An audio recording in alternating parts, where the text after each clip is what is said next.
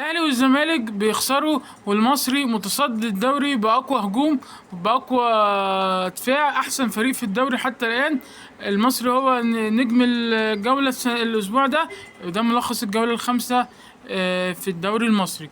نبتدي طبعا اهم ماتشة كانت في الدوري المصري. كان ماتش طبعا بيراميدز والاهلي. الاهلي خسر من بيراميدز 2-0 باداء مخزي.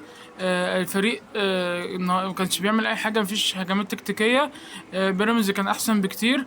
وبعد الماتش ده المدرب الحمد لله بتاع الاهلي مشي، وكده الاهلي في المركز ال 13 في الدوري، يعني خلى الاهلي في حته غريبه. المدرب الغريب اللي هو كان موجود ده وخلاص مشي، والدنيا كانت في الجلاش مع الاهلي، وان شاء الله الجاي احلى مع الاهلي.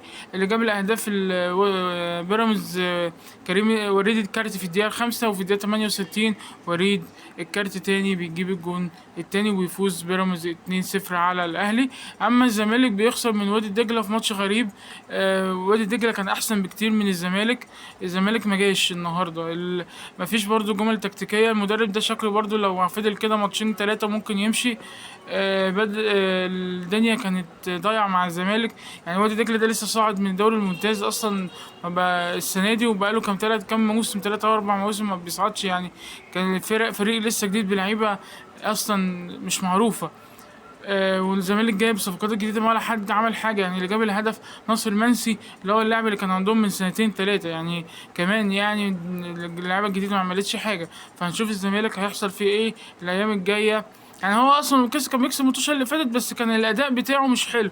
المره دي خسر والاداء بتاعه وحش. حتى لما كان خسران كان اللي مستحوذ وادي دجله. فمش عارف الزمالك هتفضل كده لغايه امتى. اللي جاب الهدف الزمالك ناصر منسي في الدقيقه 10 بدأ التهديف. بعد كده احمد فاروق في الدقيقه 60 لوادي دجله، وبعد كده محمد دياسطي في الدقيقه 66 جاب الجون التاني لوادي دجله.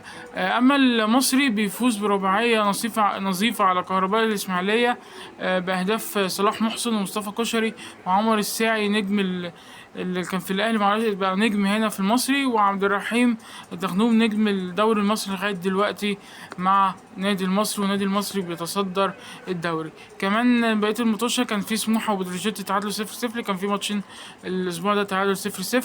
مودرن سبورت اللي عامله اداء حلو جدا مع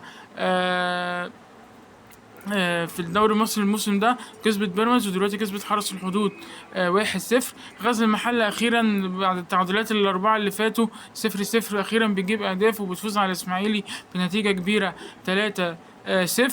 الجونه وزد تعادلوا 1-1 بجون غريب في الاخر المباراه. المدافع زد معرفش ايه اللي عمله. كمان انبي بتفوز على الاتحاد 3-0.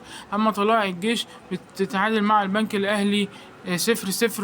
وسيراميكا كليوباترا بتفوز على المقاولين ب1-0 بهدف عمرو السولية. اما بقى ترتيب الدوري لغايه دلوقتي في الدوري المصري في المركز الاول 11 نقطه، الزمالك الثاني 10 نقط، مودرن الثالث 10 نقط، الرابع بتروجيت 9 نقط، بيراميدز انبي بقى غزل المحله، وبيجي الاهلي في المركز ال 13 5 نقط.